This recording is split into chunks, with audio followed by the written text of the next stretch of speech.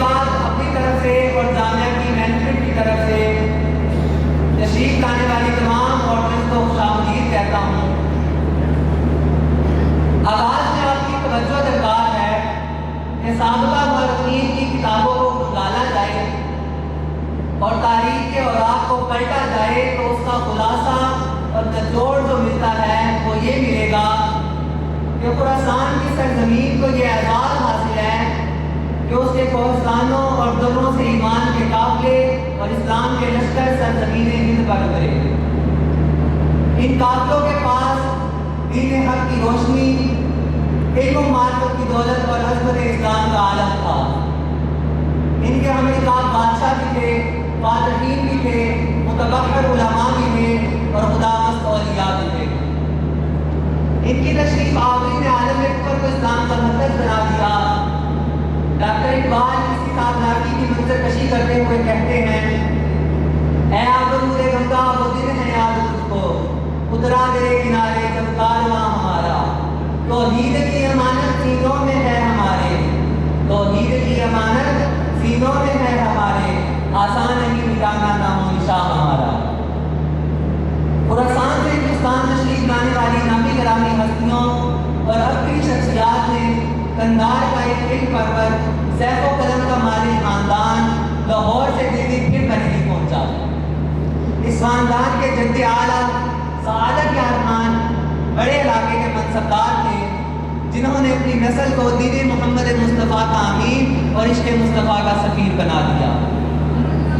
اس خاندان میں ایک سے بڑھ کر ایک محمد عشق مصطفیٰ کے پیکر اور دینی علوم کے شناور پیدا ہوئے، جن میں سید اعلیٰ حضرت مولانا شاہ امام احمد رضا خان کے عشق اور علم کو عالمگیر شہرت حاصل ہے۔ اب عشق ہے کیا؟ عشق محبت، بڑے بڑی چاہت، شوق، لت، خواہش کی انتہا کا نام ہے۔ عشق کرنا کوئی کھیل نہیں ہے، عشق نہ کوئی تحریک ہے نہ تنظیم ہے۔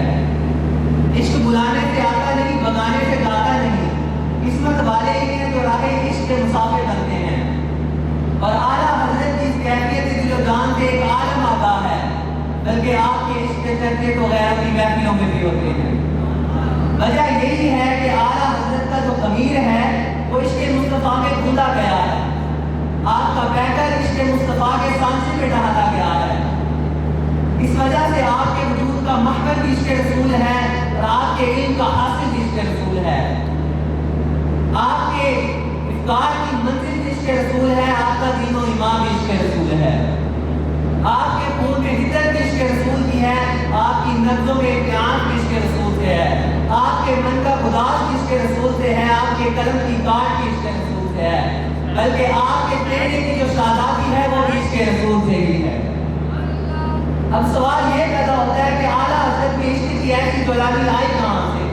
وہ کون سا ایسا ماہقدہ تھا، وہ کون سا ایسا ساقی تھا جس نے اعلیٰ حضرت کو عشق مصطفیٰ کے ایسے ایسے جام عطا کر دیے کہ اعلیٰ حضرت ساری زندگی اسی کی مستی میں مست نظر آتے ہیں؟ بلکہ اگر اس میں سے کسی کو ایک آدھ قطرہ عطا بھی کیا تو وہ بھی اسی میں محمود نظر آتا ہے۔ اگر علاوہ تحقیق بات کی جائے تو وہ ماہقدہ کسی اور کا نہیں بلکہ آپ کے والد معلوم مولانا نقی علی خان کا تھا، جو خود بھی اپنے کے وقت کے کئی کتابوں کے مصنف تھے۔ جب کسی موضوع پر قلم اٹھاتے تو علوم و معارف کے دریا بہاتے تھے۔ سورہ عالم نشرہ کی تفسیر لکھنے پہ آئے تو عشق مصطفیٰ کے طوفان میں چلنے لگے اور آقا علیہ الصلوۃ والسلام کی مرتبہ وجود میں جلوہ گری، کمال حسن، منصب نبوت کی کاوشوں، شمائل خیز کی رعنائیوں، نبوت و تبلیغ کی کامیابیوں کے لیے بطور خطبہ ایسی ایسی تشبیہات و ترکیبات و استعارات لائے کہ عقل انسانی دنگ رہ جاتی ہے۔ ہر ترکیب سے محبت کے سوتے پھوٹتے ہیں اور ایسا لگتا ہے جیسے تارے رخ سے تلاطم اٹھ رہے ہوں اور الفاظ کے موتی کی کاس کے دامن میں پھینکے جا رہے ہوں۔ جب میرے اور آپ کے آقا سید الانام رسول نشان صلی اللہ علیہ وسلم کا مقام تعارف آتا ہے تو زور بیان اور حسن الفاظ کا مظاہرہ کرتے ہوئے مولانا نقی علی خان اپنی مشہور زمانہ کتاب الکلام العلیٰ فی تفسیر عالم نشرہ انوار جمال مصطفیٰ میں آقا علیہ السلام کے 500 القابات کا ذکر فرماتے ہیں، جن میں الفاظ ہزاروں کی تعداد سے ہیں۔ آقا علیہ السلام کے تذکرے پر ایسی برکتی اس بات پر دلیل ہے کہ دل میں آقا علیہ السلام کی محبت اور عشق کا سمندر موجود ہے۔ اس خاندان کے معاملات کو دیکھا جائے تو یہ کہنا پڑے گا کہ اس خاندان کے چھوٹے ہوں یا بڑے ہوں، ہر ایک کا دل عشق مصطفیٰ کی خمیر سے، ہر ایک کا دل عشق مصطفیٰ کے شراروں سے شعلہ زن ہے، ہر ایک کا ضمیر عشق مصطفیٰ کی خوشبو سے رنگا بسا ہے، ہر ایک کی آنکھیں سرما عشق مصطفیٰ سے بینا و منور ہیں۔ اور کیوں نہ ہو جب اس خاندان کے جد اعلیٰ عشق مصطفیٰ کے اس مقام سدرۃ المنتہا پر فائز ہوں تو آنے والی نسلیں عشق مصطفیٰ کے جام لٹانے والی بن جاتی ہیں۔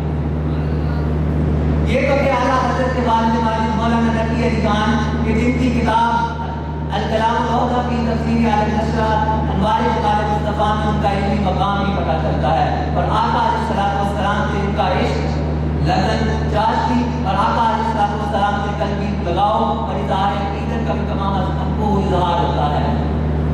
لیکن اب اگر ہم بات کرتے ہیں اعلیٰ حضرت کے بیانات کی تو اعلیٰ حضرت کو زبان و کلام و بیان پر جو قدرت حاصل کی وہ کسی ایک زبان کے ساتھ خاص نہ تھی۔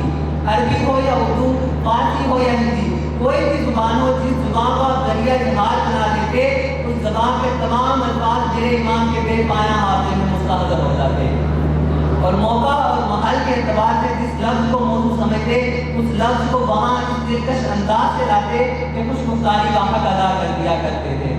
آپ کا کلام بھلے وہ نثر کے اندر ہو یا نظم کے اندر ہو، ان تمام کلاموں کے اندر مسجع الفاظ کی لڑیاں اور مقفع جملوں کی ایسی مادائیں ملیں گی کہ عقل انسانی تک رہ جاتی ہے۔ آپ مقامہ رضیہ کا سب سے پہلا خطبہ دیکھیں، ایسا حیرت انگیز ہے کہ خطبہ کہ یہ بلا شبہ صاحب و بلاغت کا ایک اچھوتا شاہکار ہے۔ دلکش اشارات، روشن تنقیحات، خوبصورت اختیارات اور خوشنما تشبیہات پر مشتمل ایسا فصیح و غریب بے مثال و بے نظیر حسین و جمیل خطبے کی خصوصیت یہ ہے کہ اس کے اندر خطبے کے تمام لوازمات و مناسبات جو خطبے میں پائے جاتے ہیں، جیسے حمد باری تعالیٰ، نعت مصطفیٰ، مدح صحابہ، آقا علیہ السلام پر صلاۃ السلام، آقا علیہ السلام کی آل پر صلاۃ السلام، یہ تمام چیزیں کتب فقہ اور ائمہ کے ناموں سے ادا کی گئی ہیں۔ یعنی کتب فقہ اور ائمہ کے ناموں کو اس انداز میں ترتیب دیا گیا ہے کہ کہیں حمد کے کلچے چھڑک اٹھے ہیں تو کہیں نعت مصطفیٰ کے پھول بھی اٹھے ہیں، کہیں منقبت کے گجرے تیار ہو گئے ہیں تو کہیں درود و سلام کی ڈالیاں بن گئی ہیں۔ اس انداز میں اس خطبے کو لکھا گیا ہے۔ آپ امام اہل سنت کا ایک خطبہ اٹھا کر دیکھ لیں، آپ فرماتے ہیں الحمدللہ والفقہ الاکبر والجامع الکبیر بزیادۃ فیض المقصود الدرر الغرر به الہدایہ ومنہ الہدایہ والیہ النہایہ وبحمدہ البقایہ ونقایۃ الدرایہ وعین العنایہ وحسن الکفایہ والصلاۃ والسلام علی الامام الاعظم للرسل الکرام مالکی وصافی واحمد القرآن یقول الحسن بلا توقف محمد الحسن بن الرسل فإنه الأصل المفيد لكل فرد رصيد وعزيز رصيد البحر الزقار والدر المختار وخزائن الأسرار وتنوير الأبصار وتفرقت المختار علامة الغفار وفتح القدير وذات الفقير ومنتقى الأمر ومجمع الأنور وكنز الدقائق وتبيين الحقائق والبحر الضائق منه يستمد كل دهر ينفعل وفيه البنية وفيه الغنية ومراكب الفلاح وإمداد الفتاح وإزاء الإصلاح ونور الإزار وكشف المنكرات وحل المشكلات والدر المنتقى وينابيع المبتغى وتنوير القصائد وزواهر الزوائد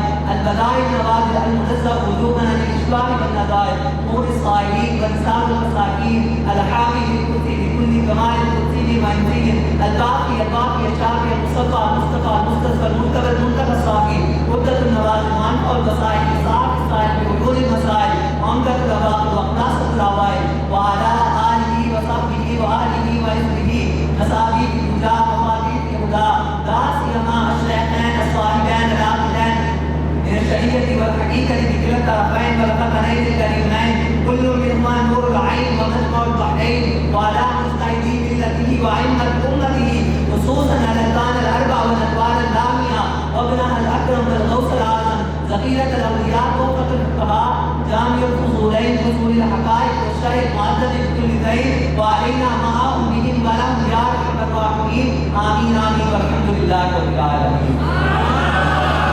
اس انداز میں خطبے کو لکھا گیا ہے۔ اس خطبے میں آپ حمد دیکھیں تو کمال کی حمد ہے، نعت مصطفیٰ ہے تو بے مثال، منقبت ہے تو بے مثال۔ اس خطبے کی تمام خصوصیات کو گنوانے جاؤں تو वक्त के दामन में इतनी वसअत नहीं है कि उसकी खसूसियात को गिनवाया जा सके, लेकिन एक खसूसियत इसकी ऐसी है कि जो कमाल की खसूसियत है। इस खुतबे के अंदर 90 चीज़ों के नाम मज़कूर हैं, 80 किताबों के नाम, 3 फिक़ही इस्तिलाह, 7 आदाम के अस्मा। कमाल ये है कि ये 90 चीज़ें मज़कूर हैं। कमाल ये है कि इन 90 चीज़ों को इतनी लताफत और खूबी के साथ अदा किया गया है कि जिन पर फसाद भी नाश करती है, बराबर की जोम होती है। इस अंदाज में खुतबे को लिखा गया है। पढ़ने वाला हैरान अगर उनके वक्तों के नादा दिखाएंगे। इस खुतबे में आला हज़रत ने हमद को शुरू किया तो फरमाया अल्हम्दुलिल्लाहि वल फिक़्हुल अकबर वल जामिउल कबीर ज़ियादा की फैज़ मबसूत दुरर मुरर। आगे चलते जाएं तो किताबों के नाम बयान करती है। आगे चले तो फरमाया वस्सलातु वस्सलामु अला इमामिल आज़म। अब यहाँ पे माना क्या है कि दुरूद व सलाम हो तमाम अंबिया के इमाम आज़म पर, यानी हमारे आका अलैहिस्सलातु वस्सलाम पर। फिर फरमाया वो मालिकी, आका अलैहिस्सलाम मेरे मालिक हैं, वशाफ़ी और आका अलैहिस्सलाम मेरी शिफ़ाअत करने वाले भी हैं। हुज़ूर अलैहिस्सलाम की नात भी बयान की जा रही है, आइमा का तज़किरा भी हो रहा है। इससे आगे चले तो आप फरमाते हैं आका अलैहिस्सलाम मबदाए कायनात हैं, असले कायनात हैं, वजह तख़लीक़े कायनात हैं। ये हमारा अक़ीदा है। इस अक़ीदे को फ़इन्नहुल अस्लुल मुहीत लिकुल्लि फ़र्दिन वसीफ़ व वजीज़ वसीफ़ में बयान कर दिया। इमाम आज़म के 3 शागिर्दों के नाम इमाम मोहम्मद, इमाम हसन और इमाम यूसुफ का तज़किरा किया तो फरमाया मोहम्मद बिन हसन और अबू यूसुफ। इस इमाम के खुतबे का इजाज़त है, उसकी किताब का, उसके मलफ़ूज़ात का आलम क्या होगा। उनके सुमन की शाही तुमको रज़ा मुसल्लम, जिस दम का